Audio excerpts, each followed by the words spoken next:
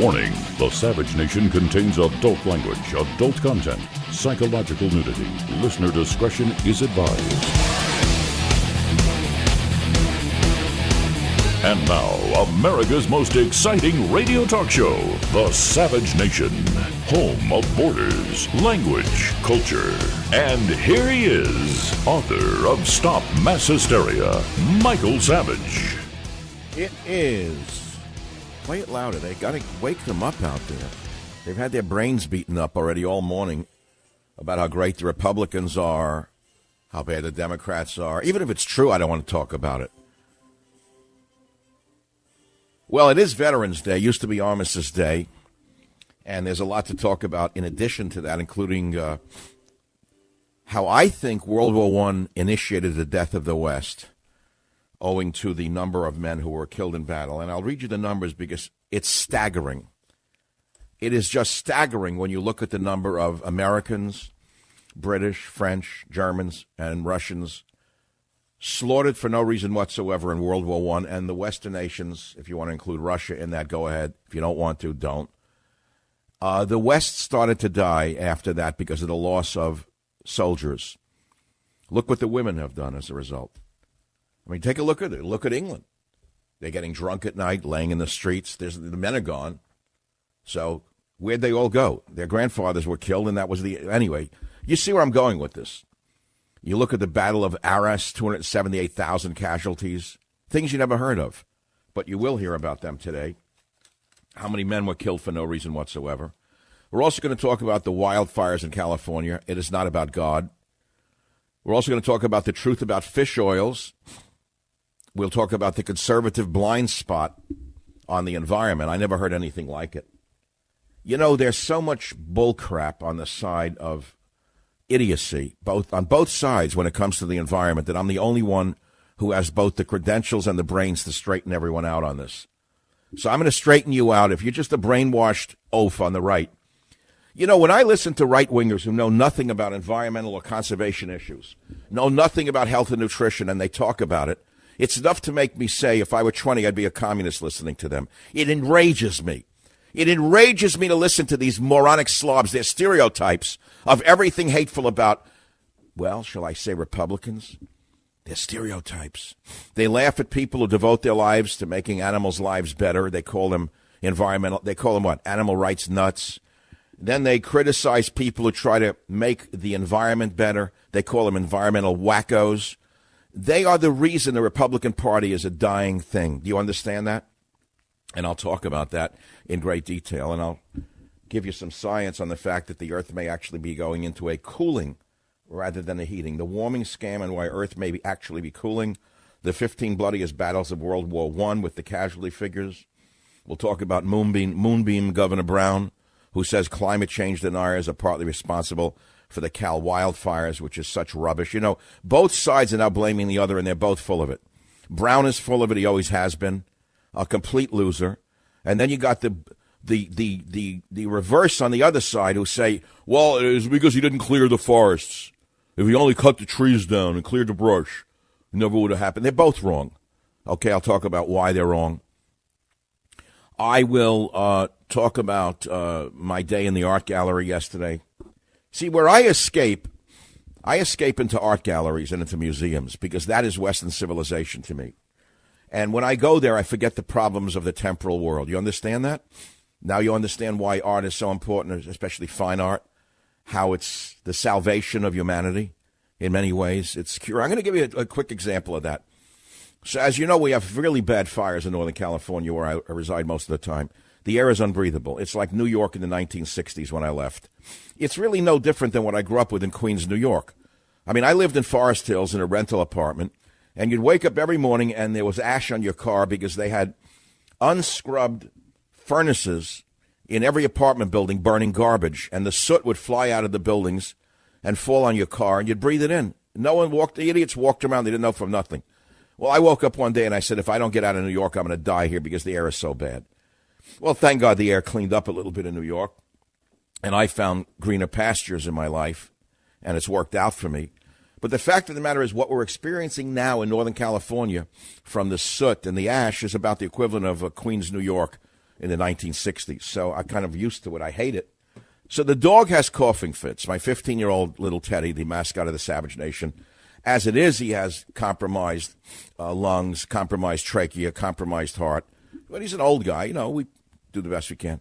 So once in a while he has a coughing fit. I soothe him. I calm him down. This, that, the other thing. So yesterday I go into the city to look at an art collection at Bonham's Gallery in San Francisco. And I take Teddy with me because I didn't want to ditch him. I never leave him alone. And he's coughing when we get out of the car. I had the AC on in the car to filter the air.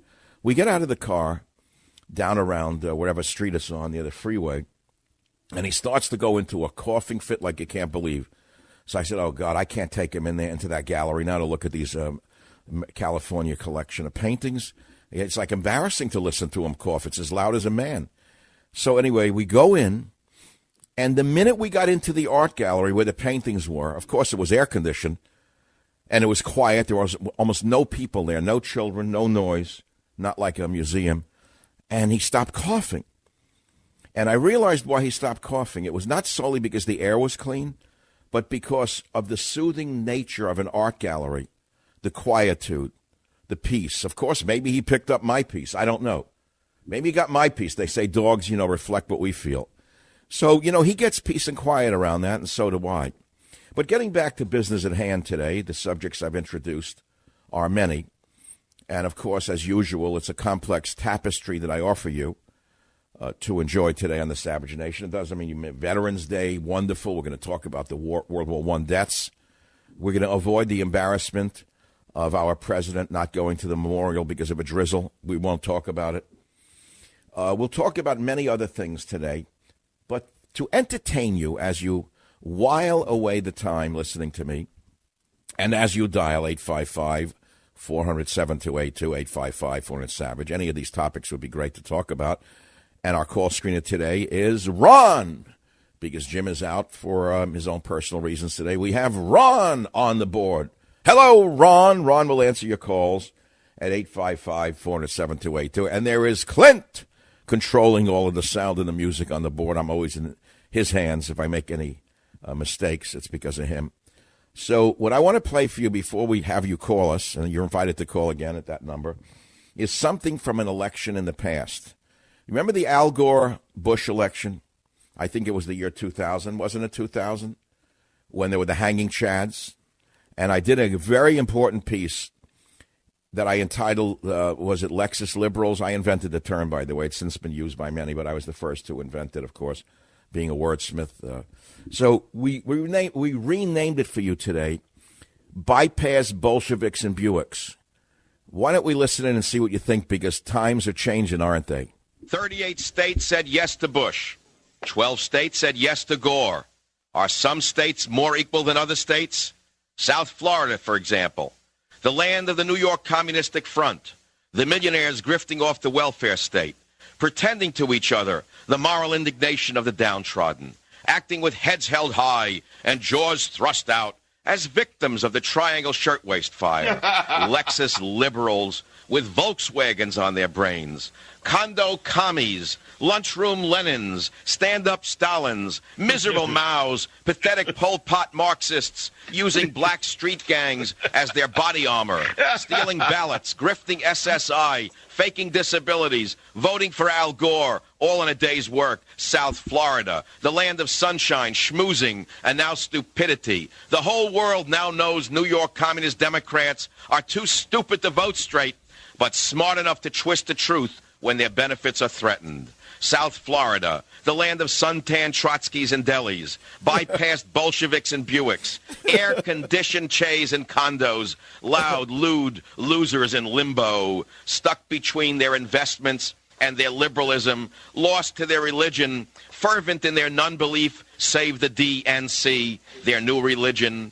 Corned beef commies, buffet bolshies, jogging jokesters stuck in Camelot fantasies, Kennedy their last idol, a drunk profligate warmonger covered for by his beautiful wife, Hillary, their personal Evita Peron, Bill, their shameless Shagets, Tipper, their tipsy donut, Al, their Shabbos Goy, South Florida, the land of sun and SOBs.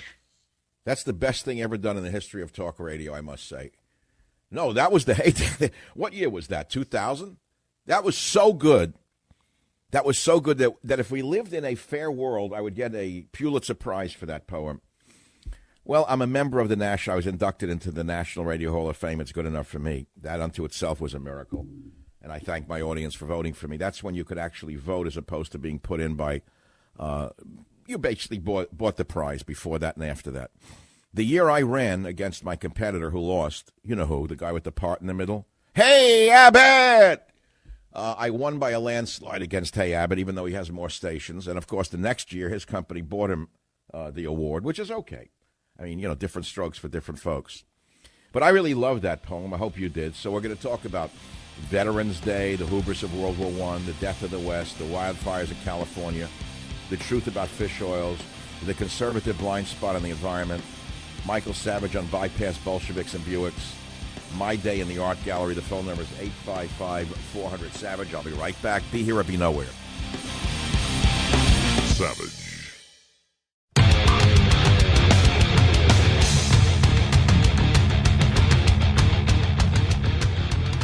Actually, the women, too. There's a great story I found today about a female astronaut. She's very inspiring. NASA astronaut Anne McClain. She was a helicopter pilot in Iraq. This woman is really the right stuff. She's confident about flying aboard the Russian Soyuz. She's an amazing woman. Amazing woman. But I gave you the whole thing today, the opening of the show.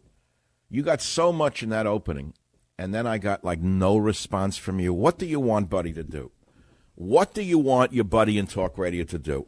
I gave you my heart, my soul, my millions of years of mental evolution. And you know what? I got nothing. Where are you today? If you saw the calls that I'm getting now, I'm not going to take them. I can't take it. I just can't take it anymore. What has happened to the IQ of the caller base of talk radio? Has it been destroyed? Have they gone away? Where are they? I gave you more genius than you can get in anywhere else. Let me put it to you that way. I gave you so much in the opening, and there's no calls, except, bottom of the barrel. Don't take that as an insult, because it is an insult, but don't take it to heart. But if you want me to take the bottom of the barrel of the callers, I'll be glad to do that, just to show you where we're going. And if you really get me angry, I'll tell you what I'll do. I'll start to sound like everyone else in talk radio, and I'll talk about recounts in Florida and Georgia and Arizona. If that's what you want me to spend my evolutionary brain on, I'd be glad to do it for you. Not. I wouldn't. I'd rather read one of my old books like a mini filibuster. If my audience disappoints me any further by becoming dumber by the day and not listening anymore to anything other than Democrat, Republican, I will simply filibuster my show to the end of the year. I will start with my first published book, The Savage Nation, and I'll read from the first page to the last. And then I'll pick up the second published book, and I'll read it from the first to the last. And I will conclude by reading from cover to cover, Stop Mass Hysteria, from page 1 to the last page. I will just go on strike. I'll filibuster you, the audience, because I'm not going to devolve to the level of stupidity that you seem to be drawing me to. Is that simple? Teachers would do this when I was a student. If the student body became dumb or asleep or didn't care, I had teachers who would yell at us and wake us up. They'd do anything to make you respond. I'm that kind of teacher. Because if you think I'm going to just cater to you, you're mistaken. What do you think? I have to get you to listen? I don't care if you listen or not. You can go away. I don't care who you listen to. I really don't care at the end of the day. What I care about is doing something of value, because, we're all limited in our shelf life on the planet. And at the end of the day, I have to lay my little head down on the pillow in a dark room, and I have to think about what I did that day. Then I have to ask myself, did I do good? Did I do bad? Did I do more good than more harm? Did I make any mistakes? How can I do it better? I do this every night, whether I want to or not. That's how I am. That's how I'm given. That's my ultimate audience.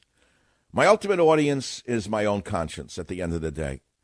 And so, therefore, I have no conclusion to that statement, other than we will go back to the beginning. I've given you all these topics, and now we got the callers, and you judge for yourself whether these callers coming up on the Savage Nation are worthy of your brain.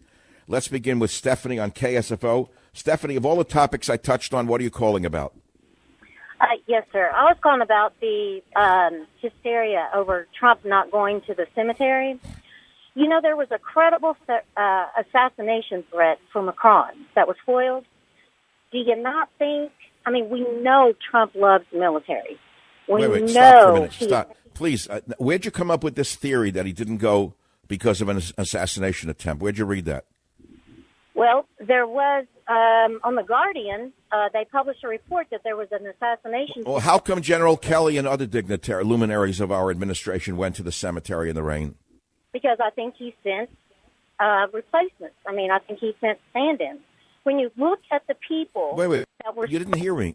You mean General Kelly is nobody? He's a replaceable man? No, he's not. And the others who went to the cemetery are all replaceable men? No, not... But they weren't under attack. Trump was the target. Trump. How do you know? How do you know this? This sounds like you made it up. Well, hell, I don't know it, but. Oh, so in other words, you are putting it together in your own mind to justify the embarrassment that is surrounding this issue, and it's real embarrassment. It was in a memorial to our troops who died in World War I, and we were told the president didn't go because of inclement weather, and Marine One couldn't fly into it. Right? Isn't that the cover story? Marine One can fly into that. That's no big deal. Well, no, but we were told it couldn't fly into it, which I found astonishing, that an attack helicopter that's made to fight in Iraqi dust and sand and wind and storms couldn't fly in a drizzle to 10 minutes outside of Paris. Something doesn't add up here to the whole picture, you know? That's right. All right, thank you. See what I have to do?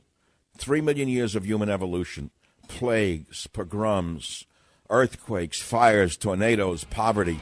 Also, I could talk to Marie on KSFO, who gives me a cockamamie story about an assassination attempt that she came up with in her own mind while laying her head down at night. You know, some things are what they appear to be. Let's leave it at that. Savage.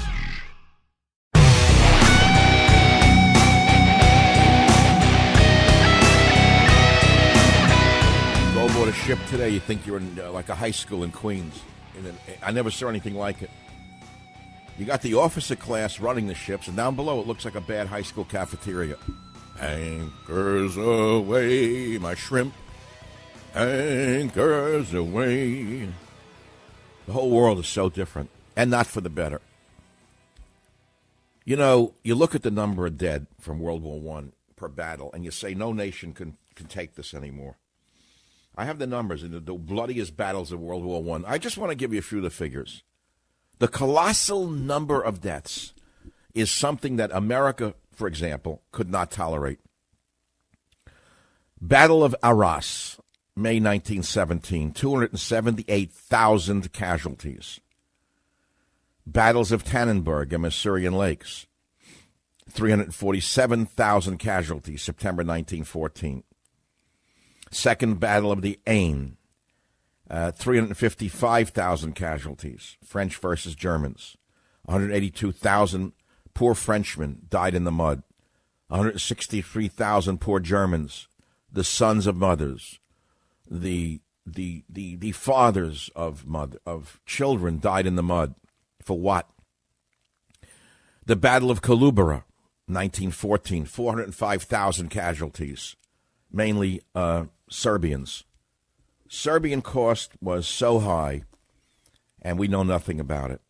Speaking of the Serbians, in World War II, they rescued our airmen from the Nazis, and Clinton rewarded the Serbians for that wonderful service to America by bombing Belgrade and destroying every bridge on the Danube. That's what we did to the Serbians, our only allies in that area. We did it so a pipeline could run through Kosovo, which was stolen from the Serbs. But going back to World War I, Gallipoli campaign, you may have seen a movie with Mel Gibson called Gallipoli. The interesting part about that horror, there were 470,000 casualties. 470,000 casualties. And this was Winston Churchill's greatest military blunder.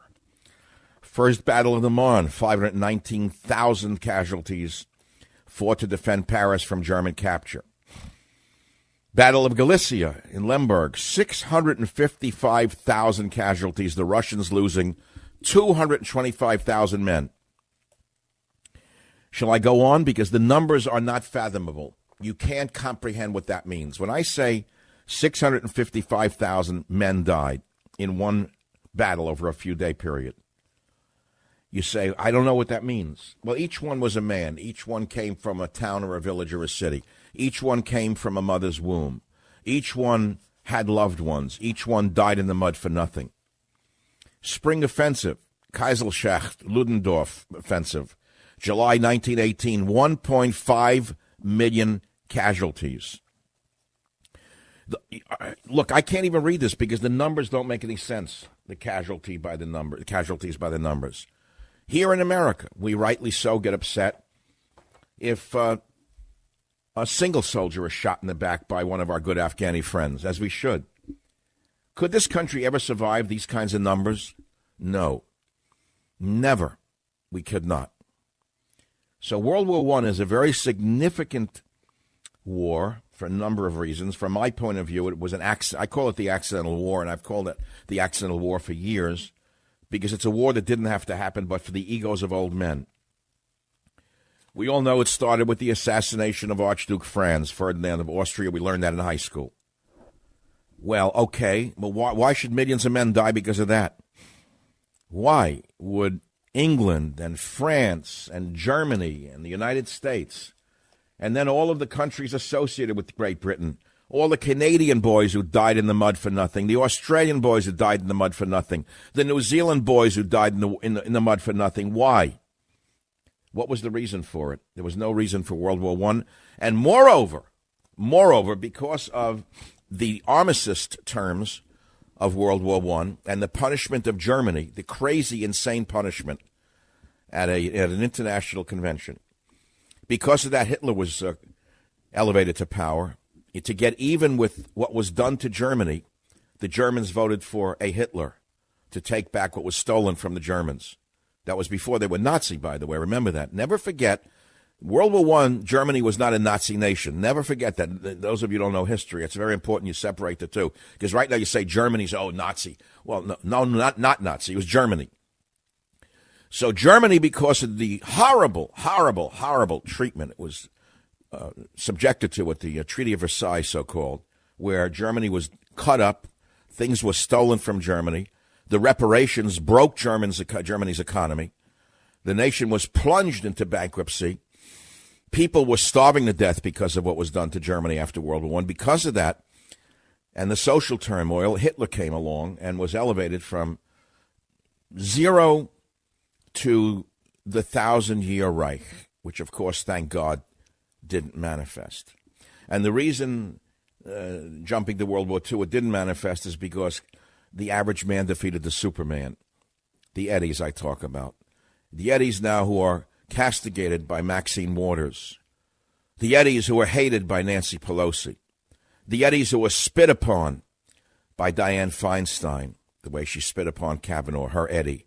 Her personal Eddie. The Eddies who are spit upon by the Obamas. The Eddies who are reviled by the vermin in the media. You want me to get started? I just did. I just got started, but I haven't gotten finished yet. So you want to know where I'm coming from, just listen a little more carefully. Because it doesn't take one show for you to know where I'm coming from. It takes many years of listening to a man to know where he's coming from. Oh, you can take a snapshot of something any man says and make him into what he isn't. I've had it happen to me by the garbage that's in the media. I know the filth in this media is the worst on the planet. They deserve to be arrested, most of them, for what they've done to this country. You think what was done to that accoster? He's not an accoster. He's an accoster of the truth. He's an accoster of the dignity of the word journalism. He's an accoster of the presidency. He's just a symptom and a symbol of everything wrong with the lowlifes who go into the journalistic profession. It's a profession worse than the world's oldest profession. Because at least with the world's oldest profession, you get something for your money. And now to the calls on the Savage Nation. Let's see what we have here. Talk about so many different topics. And there's great topics here. Let's start with number one. Number one, I'm going to go down the list. See, you would think no one's listening on Veterans Day. Say, hey, Mike, why didn't you take the day off? Mike was off for 4 days, and it wasn't an eternity. I enjoyed every minute of it. That's right. I become a new man, the old man. The same old person I was all the years I was just writing books and I was a consultant, lived again. I was much happier than I am on the radio. I can live without radio, believe me. I've learned that I can do it again. And I'll tell you about the things I did, the walks I took in San Francisco. You know, I could talk about the human feces and the bums, but I could also not talk about the human feces and the bums. I mean, I don't lose the set for the frame or the frame from the set. I look at the painting. I don't look at the frame. So when I see the beautiful architecture of my city, the city I love so much, and I talk about coming past the Embarcadero stores down there, and there are two street officers on the street out there, one in uniform, one plain clothes, and I stop and chat because one of them says, "Hey, Savage!" And I'm not that recognizable, by the way, because I'm in radio. And I come up and say hello, and this big strapping officer and another guy undercover, tough as nails. And I ask them, "Why are you outside these stores today? What's happening?" They said, "Oh, the gangs are coming in from Oakland. They're cleaning out the stores. They come in 10, 15 of them with shopping bags, and they just sweep the goods into a shopping bag." That's because of the wonderful, wonderful judges in San Francisco. The wonderful judges, just a notch below the journalists in America. Ask the cops what they have to put up with in the city. The broken car windows, the assaults that they can't arrest on, the shoplifting that is epidemic in San Francisco, where a store must have armed guards in front of it. You're not going to see this in your local paper, which is a mimeograph sheet of the Willie Brown Kamala Harris machine. A propaganda sheet put out by the one-party system. Ask the street officers about what they put up with. And after they arrest people who break into these stores and clean them out, what these rotten, filthy, stinking bums in black robes do. The stench from the benches making me clench. Said that a long time ago, but it's gotten worse. But I enjoyed my walk around San Francisco. Started at the Embarcadero, went up California Street, which actually I didn't this time. I did a different walk.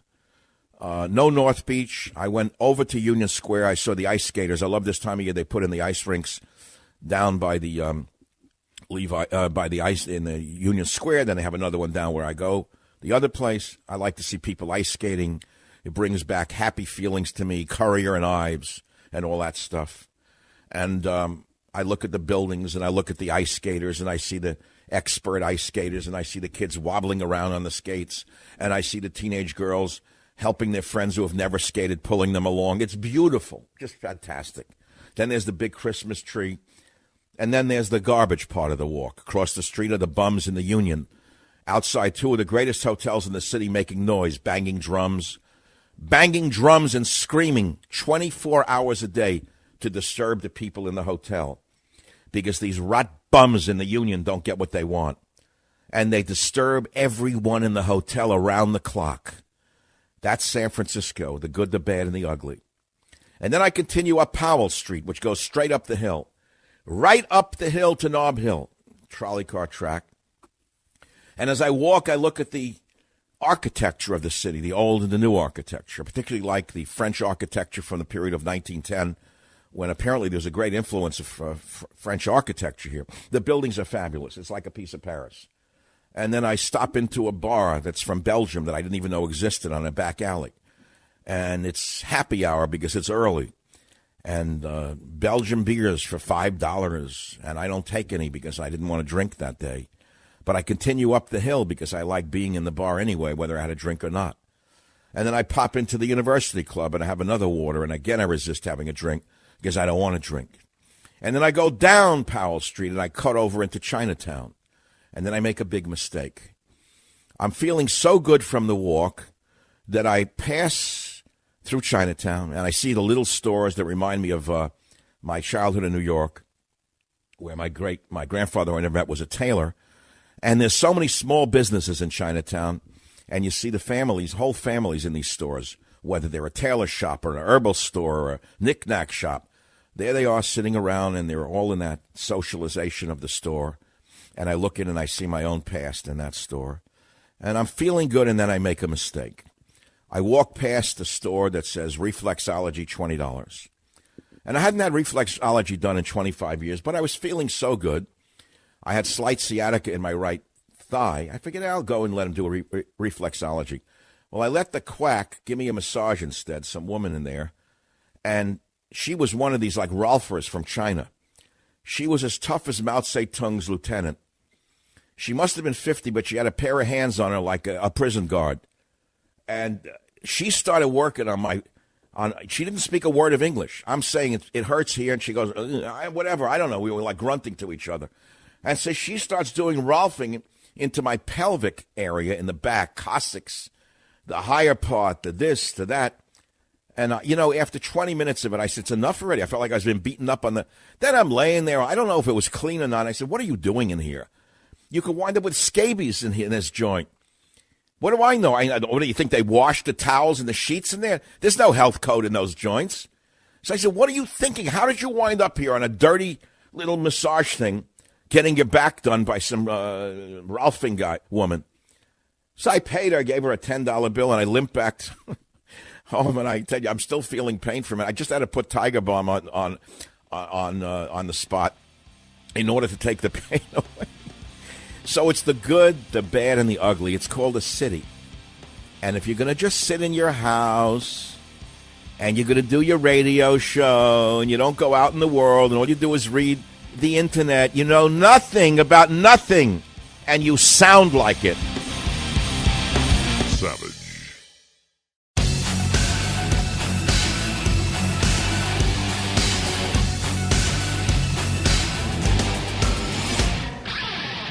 Most of you, if you have regular home security companies, you know it's like a bad cable company, right? Hours waiting for the technicians, then hours on the phone. And then when you can't take them anymore, you want out, they say, nope, sorry, you're stuck in a 3-year contract. And I told you don't need to get stuck anymore. If you're looking to protect your home, go with Simply Safe Home Security. They're real, and they're comprehensive in their protection of every window, door, and room in your home. It's beautifully designed. It looks good in your house. You'll actually want to use it. You could put it in yourself with a couple of simple tools. And using Simply Safe makes your home safer. It's that simple. There are backups in place to keep you safe, protecting your home even if you lose power, you lose your internet, or someone attacks the system. Best of all, you're going to get 24/7 monitoring with police and fire dispatch for just $15 a month. And unlike other home security companies, no long-term contracts with Simply Safe. It's the best around-the-clock protection you can find for the best price. So protect your home today. Get free shipping and free returns at simplysafesavage.com. That's simplysafesavage.com. Once again, simplysafesavage.com. And now back to the Armistice Day or Veterans Day show. Many topics, as you know. I would give you the phone number, but we're sold out. I want to conclude this hour with this. To no man does the earth mean so much as to the soldier. When he presses himself down upon her long and powerfully, when he buries his face and his limbs deep in her from the fear of death by shell fire, then she is his only friend, his brother, his mother. He stifles his terror and his cries and her silence and her security. She shelters him and releases him for 10 seconds to live, to run, 10 seconds of life. Receives him again and again and again and often forever. I am young, I am 20 years old, yet I know nothing of life but despair, death, fear, and fatuous superficiality, cast over an abyss of sorrow. I see how peoples are set against one another, and in silence, unknowingly, foolishly, obediently, innocently slay one another. It is very queer that the unhappiness of the world is so often brought about by small men. These are quotes from Ray Marquet in the great novel All Quiet on the Western Front, highly recommended by the Savage Nation. Savage. Warning, the Savage Nation contains adult language, adult content, psychological nudity. Listener discretion is advised. And now, America's most exciting radio talk show, The Savage Nation. Home of borders, language, culture. And here he is, author of Stop Mass Hysteria, Michael Savage. We salute the men in uniform today, both living and dead. And as we drive by military cemeteries and we see all the crosses, we realize that without their sacrifice, we wouldn't be here. It's very sobering to understand that in that ground lies a man. And that man is the son of a woman.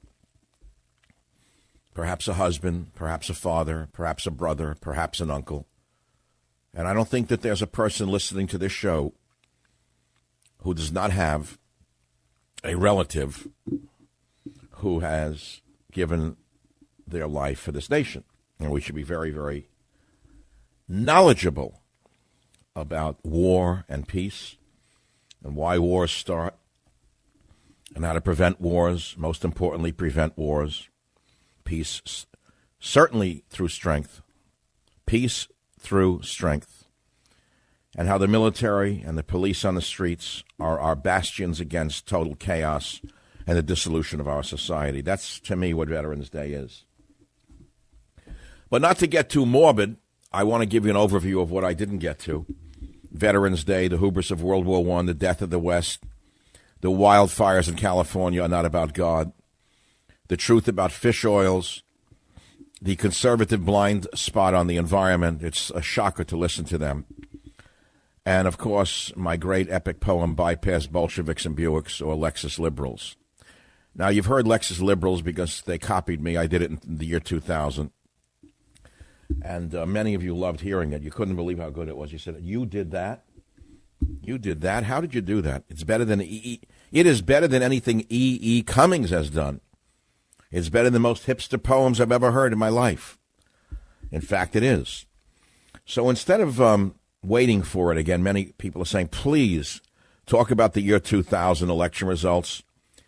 Please do the Lexus Liberals poem against Savage.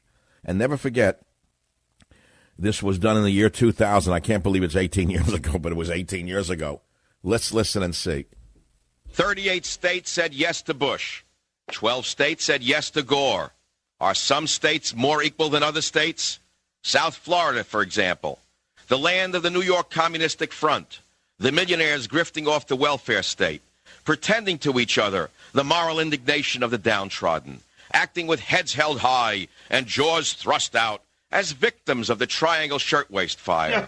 Lexus Liberals with Volkswagens on their brains.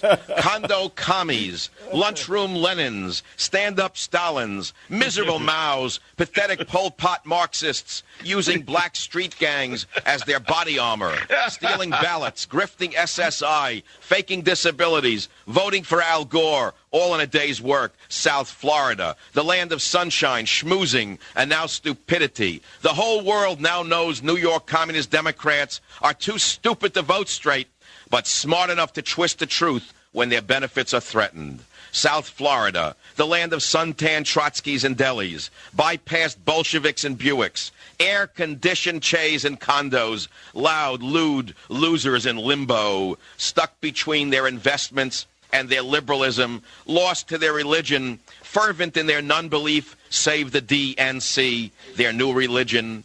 Corned beef commies, buffet bolshies, jogging jokesters stuck in Camelot fantasies, Kennedy their last idol, a drunk profligate warmonger covered for by his beautiful wife, Hillary, their personal Evita Peron, Bill, their shameless Shagets, Tipper, their tipsy donut, Al, their Shabbos Goy, South Florida, the land of sun and SOBs. That was good. Mike, you outdid yourself. See, there's no one in the audience here, so I have to thank myself when I do something great. That alone is really a great poem. And, I'm thinking maybe I should do a little booklet or a little something called Bolsheviks and Buicks or something, or Bypass Bolshevik Corned Beef Commies. Because when I think of Ruth Bader Ginsburg, I think of this poem. When I think of whatever the one with the hyphenated name down there is, that looks like a fright wig. What was that one? Gilliam's friend, the one who was head of the Democrat Party until she got thrown out. Yeah, Wasserman Schultz. When I think of Wasserman Schultz, I think of this poem. Miss Wasserman Schultz. This is the face of that poem. All right, let's move on. I gave you your fun already for the day. It is Armistice Day, or Veterans Day, which it became after being Armistice Day. And rightly so, it was celebrated. I remember when I was a kid, they used to give out red poppies in school. Anyone remember that? Anyone go back that far? Don't call the show because you do. Some of you are here, but they give out red poppies. That was what was given out after World War I in memory of the dead, the millions of dead who died for no reason whatsoever. And we must make certain that we don't have another accidental war. We almost had one a few months ago when the warmonger that Trump hired, Bolton, who came out of nowhere. Once again, he brought in a globalist warmonger who gave us the Iraq war based on the big lie of weapons of mass destruction.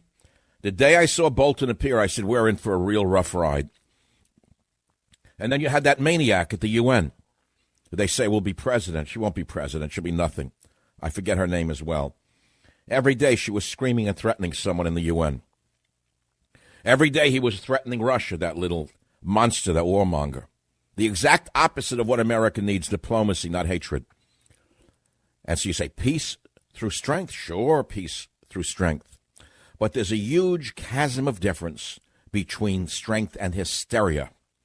And the hysteria of a threatening little man who belongs teaching at Columbia rather than threatening Russia is a chasm that is very difficult to cross if you have not yet crossed the river of knowledge. And on that note, I take my calls on the Savage Nation, beginning with line 1. Rob on KLIF, you've been holding an hour. What's your topic and what's on your mind? So what's on my mind? Yeah, what's on your mind? I asked you. Right. The globalist. And? Rising, and because of, I guess, the vision of John Lennon's Imagine. Okay, sir, I realize that you're a little nervous. It's fine. But what's your main point? Well, I believe if there's nothing to fight or die for, there'll be no war. So that is the rise of the... Right. And Thank you for the call. This is what happens. People get nervous. All right, line 2, Wayne on WABC. What's your brilliant insight? Go ahead. Good afternoon, Mr. Savage, and congratulations on your ever tremendous ratings. Listen to you. I didn't even talk about my ratings, but thank you very much. You know, you are an amazing thing that I'm so happy to be able to listen to. I am a thing. Well, you know, you're a beautiful person. And there's three things that I want. I'm a married man and I'm heterosexual, so knock it off.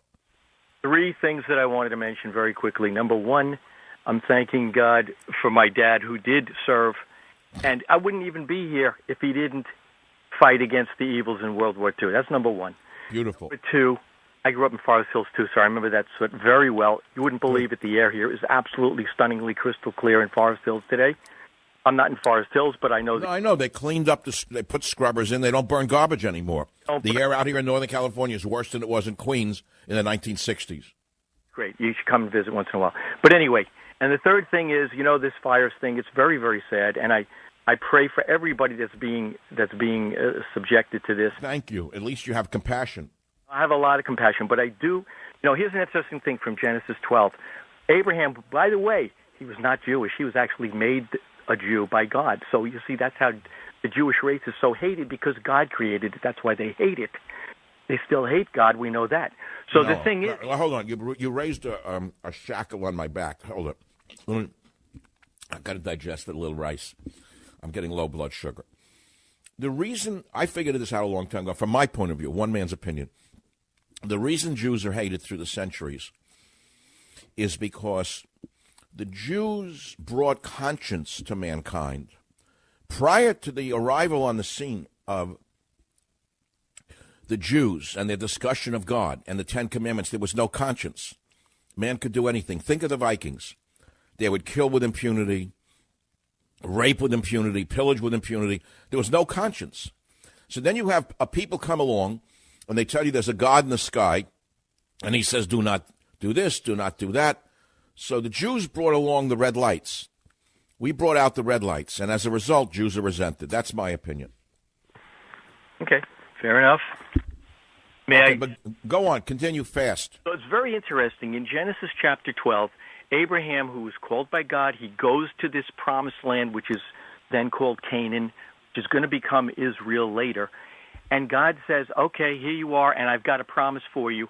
And then he settles in with his flocks and his family and the whole a whole bevy of workers. And what's the bottom line here, Eddie? Give me the punchline. The bottom line is, boom, here comes a famine. And he had to leave there and go to Egypt.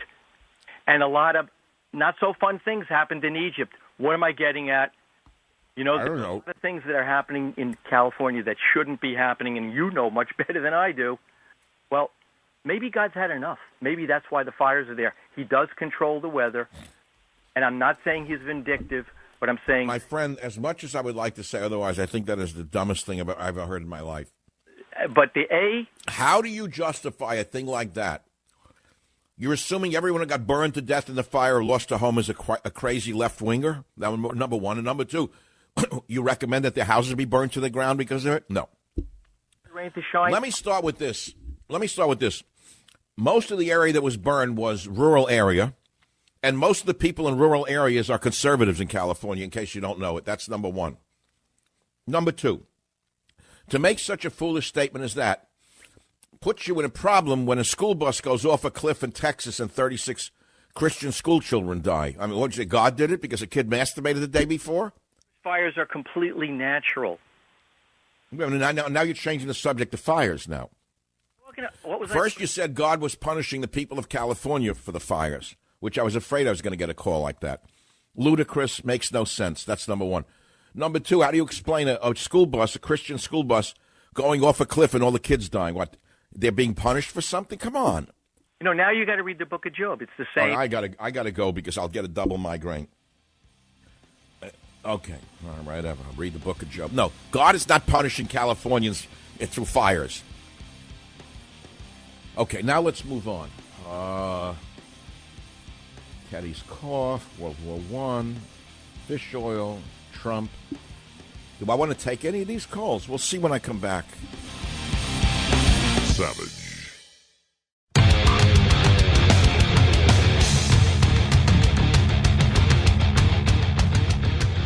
It is the Savage Nation paying our respects to all of the men in uniform, especially the men lying beneath the earth, without whom we would not have the freedoms that we have, and we all know it.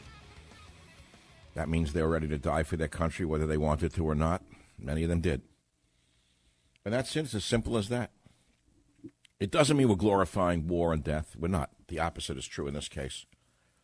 The fact of the matter is, a retired U.S. Marine Corps major on Veterans Day said, "Thank you for your service," or "Thank you for killing."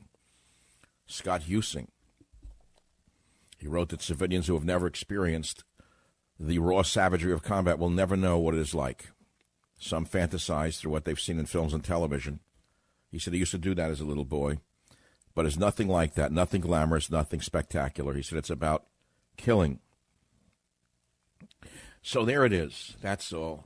What else do you want to talk about? Let's take some calls on all the other topics, including the wildfires here in California. Very important because people are hysterical in their accusations on both sides. They're both using this natural disaster to blame each other, which is really sad. PG&E came out right after the fire started and said that a faulty transmitter set off the fire. Let me lay the facts out before we have a discussion. Can we use science and reason, or must you continue to call radio shows and say, "Dumb Governor Brown because he didn't clear the forests. Dumb Governor Brown and the liberal wackos because they love earthworms because they wouldn't clear the forest"? That's a separate story. But the fire started because of a transmitter that blew up, which showered the ground with sparks.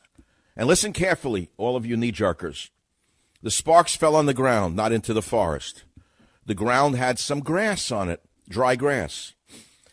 This was an area that had been burned before. It was second growth grass. The grass caught fire, and the grass burned right up to the forest. And, of course, the rest is because the forest had not been cleared sufficiently. But if we're to take the argument, which is ludicrous, that the forests need to be cleared to avoid forest fires, if you let the people in the logging business into the national forest, they'll rape the forests mercilessly. They would pave them over for a profit. They would take our precious natural forests, our national forests, And if they could, they would cut down every tree in the forest and pave it over and put in McDonald's and Taco Bells if they could. Don't lie to me. I know the whole story. I know both sides of this argument. They make it clear, nice and clear, so Rush Limbaugh can drive out in a Cadillac or a bulletproof Mercedes limousine and smoke a cigar and throw it on the ground with impunity. And all of the other so-called conservatives who know nothing about the environment because they hide behind their microphones with bodyguards in their houses and never walk in the environment. I walk in the forest. I walk on the streets of San Francisco. I also am a student of conservation. I have been my whole life. And my opinion is not that of the knee-jerk conservative, nor of the stupid knee-jerk liberal. It's a reasoned, rational view of what is going on. No, it's not God's will that California is burning. No, it's not because the forests weren't clear-cut and paved over. It's none of those things. It's a combination of things. And unless you're able to figure out all the pieces, you really can't even understand what's going on in this world or in the world of politics. Savage.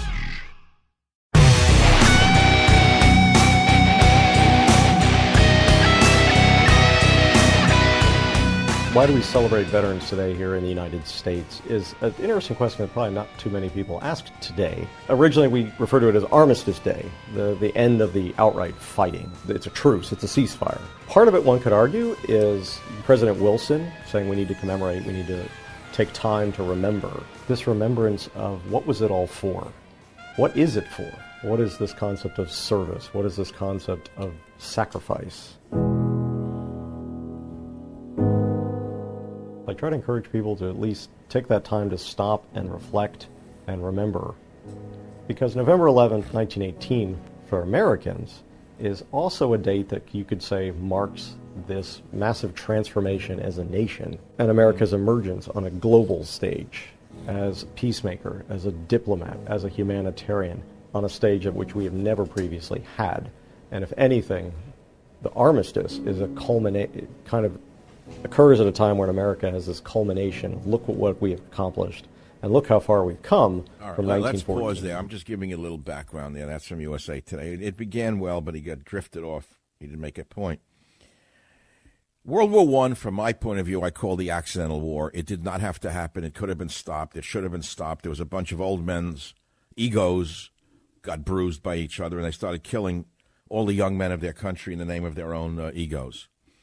And it should never happen again. That's the absolute reality. That war was unnecessary, and it led to World War II because of what was done to Germany as a result of the Treaty of Versailles. That's my view of that history.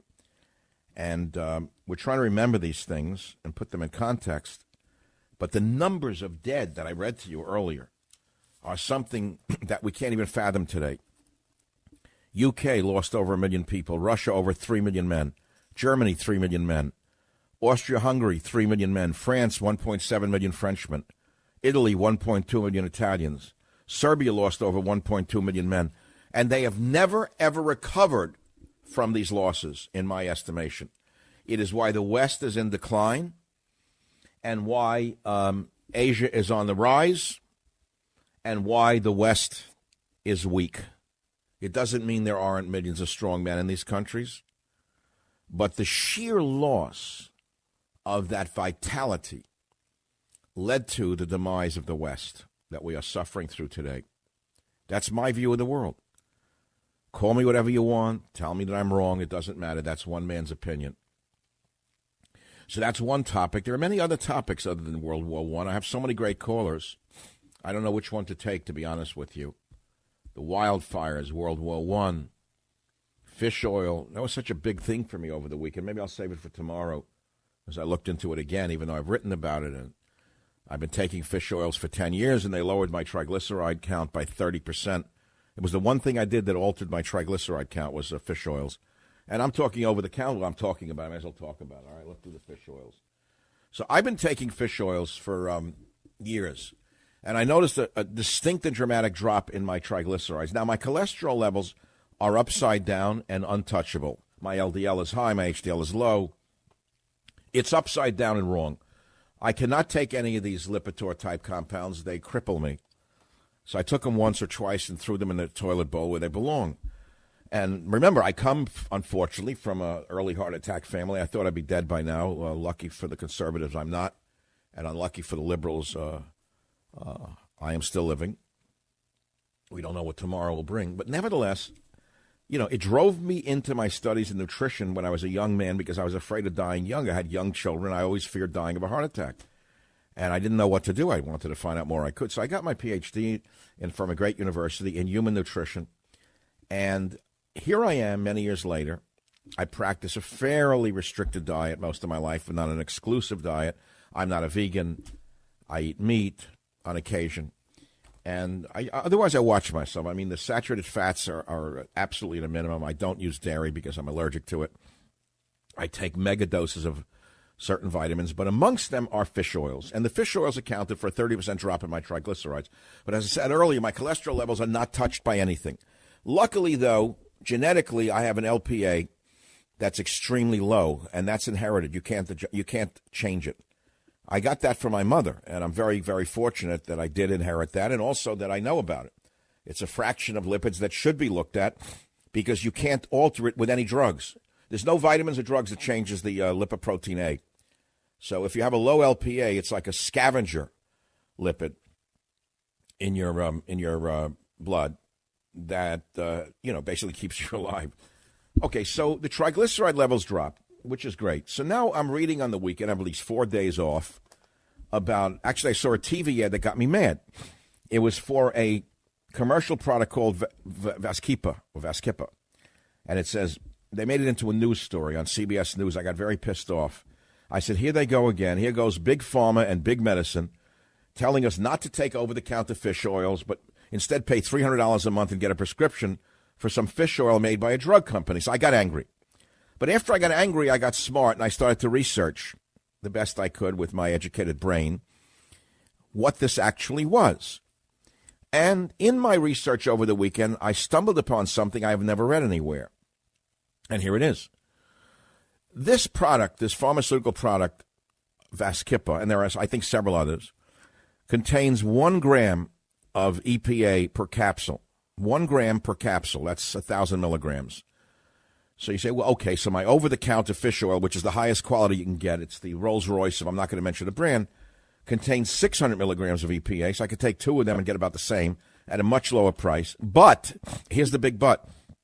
In my research over the weekend, I stumbled upon an obscure article which stated that the DHA part of the fish oils, remember, fish oil capsules today have EPA and DHA. And if they're good, they usually have 600 milligrams of EPA, 400 milligrams of DHA. They're 2 fractions of the lipids from the fish oil. Now, the prescription drug contains only EPA and no DHA. Are you following me? So why is that a good thing? Because I found out in my reading that DHA may actually raise LDL-C in some patients. And I said, oh, my God. So the very fish oils that I've been taking that have lowered my triglycerides may account for the fact that my LDL is stuck at such a horrible level because the DHA in the fish oils may be artificially pumping up my LDL-C. So I said, well, okay, there's a reason for me to take a product which contains only EPA. So do I have to now go buy the prescription drug and pay $300 a month? I don't think so, because there are certifiably great over-the-counter products. Now, I have to give you a caveat. A lot of vitamins are absolute garbage. I worked in the industry. I was at the top of my field as a consultant in the industry. I ran a major corporation's nutrition department. I mean major. I don't mean a little company. And so, in addition to my education, ability to read the literature, I'm telling you, knowing the industry as I do, there's such garbage in the vitamin business, it's disgusting. So you have to be very careful which product you buy and find out whether there are any controls. A lot of it's made in India, in someone's back room. They have vitamin pills pressing out pills in India now, in someone's backyard in Bangalore, in a village somewhere. Don't think I'm making it up. A lot of it's junk. Now, I happen to know which products to buy. I'm not going to tell you about them because it wouldn't be appropriate. So there are products out there that are close to being pharmaceutical grade, and that's what you have to look for, some certification from the high-end brands. And you do get what you pay for in vitamins. I don't think there's any such thing as a discount vitamin when it comes right down to it. That's like a discount car. You get what you pay for. So to make a long story short, Yes, take fish oils. But from Dr. Savage's point of view, look for a product that contains only EPA and no DHA. It's that simple. Now, if you want to take the prescription drug and jack up the medical costs, go ahead, be my guest. But, not every answer is from the pharmaceutical medical complex. So I did that for you over the weekends. I did that for you over the weekend because I did it for myself. And it was like a eureka moment when I saw that DHA may raise LDL-C in some patients. I said, oh, my God, I better tell my audience on Monday and share with them what I found because I think it's a public service to do so. So take it and discuss it with your doctor, as they say, if you have a doctor who's knowledgeable in this field, and there are many young doctors today who are. The older doctors generally are not. They're the old burn, cut, and poison school of medicine. The old AMA school of medicine is cut out the arteries and then tell you to eat what you want. That's the school of medicine that most people in talk radio listen to. All their life they smoked cigarettes and ate 4 cheeseburgers a day and said, oh, them hippies know nothing about food. And have the arteries get occluded. They get a quadruple bypass, and they don't change their diet because the old line doctor says, oh, no, there's nothing to that vitamin stuff. No, eat what you like. Eat what you want. Slather everything in bacon and butter. Just enjoy your life, Take one of the anti-cholesterol pills. That's what passes now with the same mentality. Will tell you that they know something about forest fires, or they know something about conservation, or they know something about politics. They know nothing. They know nothing. Unfortunately, the audience is so ignorant that you can tell them anything and they believe it. At least that's my opinion. And if I'm going to take heat for it, good. But you know what? No matter what anyone says about me, the facts speak for themselves. And that's all I'm going to say to you. The facts ultimately will set us free. That's what will set us free. Not the hatred, not the jealousy, not the bitterness, but the facts, ma'am. Just the facts. And that's what I have to say about fish oils on the Savage Nation. Savage.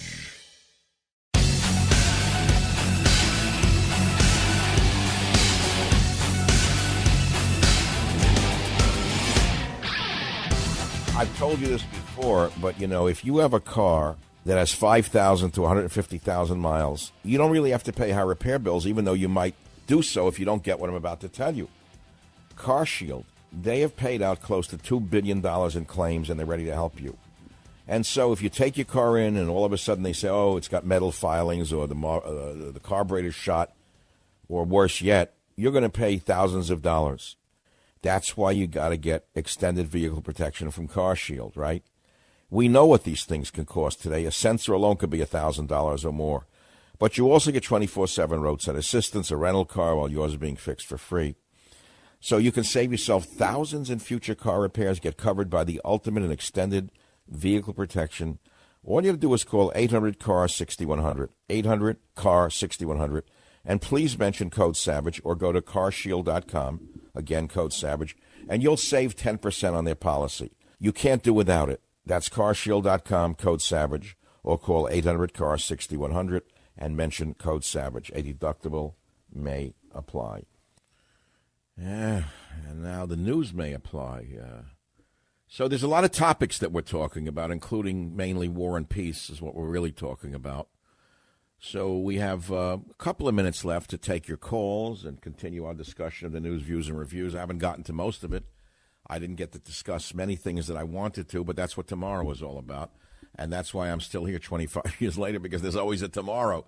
There's always something that remains undiscussed, unsaid, that needs to be discussed. People say, Savage, how do you do it every day? Well, that's them. They're not interested in ideas. I am. I remember when I was a little boy, it came to me over the weekend. A lot of things are coming to me now that I either buried or had forgotten.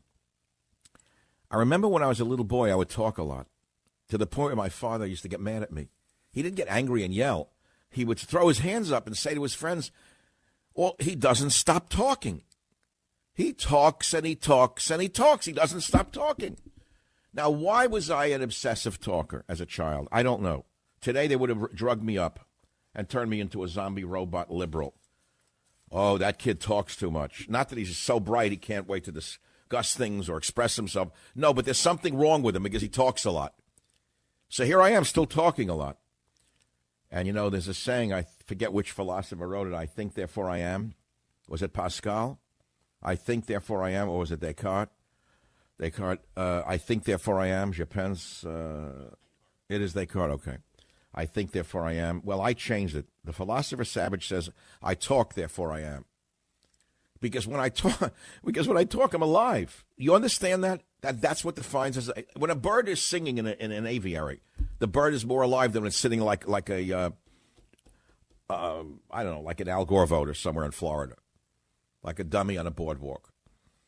If I talk, I'm alive. I'm like singing to you. My voice is sonorous, so I'm like singing to you. I got a great voice. If I don't get mad, I'm great to listen to. Many of you don't even know what I'm saying, but you like my voice.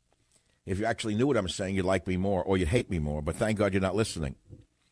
WABC Kevin, line 9, what's on your mind, Kevin? Yeah, Michael, I'm hoping you write a poem called All Because a Frenchman Didn't Want to Lift a Hammer. I don't quite get the joke, but keep going. Okay, after World War II, a Frenchman didn't want to lift a hammer, and look what they got now. Now, this guy in... Wait, what do you mean didn't want to lift a hammer? What hammer? To rebuild Europe. He brought it all in instead of lifting a hammer. Look what they brought in, Michael. Get all right. Next point. I don't even want to relate to that one, but go ahead. Right. This guy in France, Macron, he's saying all this stuff now. Let me tell you something. New York City is inundated with Frenchmen now because they do not have nationalism, which is what Macron is attacking, French nationalism. He doesn't want nationalism. So all the French are in New York City now. Yeah, no. Macron worked for the Rothschild Bank. You know that, don't you? Yeah, but yes, I... No, it's very important you know who Macron is. Macron is a technocrat put into the presidency of France by the globalist bank, Rothschild. That's a fact of reality. That's not a conspiracy theory. And as a globalist, he does not want national identity. He wants an international marketplace is what he wants. That's all. Next story. You know, some things are easy to explain. You can write a whole book on that if you want. Take it and make a book out of it if you like. But that's the whole story. But don't suddenly say that there's any more to that story. And by the way, he's confusing nationalism with other things. He's confusing nationalism with imperialism, which is the most important thing to remember about what Macron is saying, which I haven't read about. I haven't read anyone saying that. But what Macron was saying was a complete and total distortion of Donald Trump's message, because I wrote the message. I wrote it through 20 years of hard work and for 5 straight books before Trump was on the national scene running for office. And the message of nationalism is a good message. Nationalism is not imperialism. Imperialism is not nationalism. If you heard nothing else today, you heard that on the Savage Nation. And take it and run with it. Because you're not going to hear anything else today that is better than that. This is the Savage Nation, the author of Stop Mass Hysteria, America's Insanity from the Salem Witch Trials to the Trump Witch Hunt, filled with such quotables. Michael Savage, a host like no other.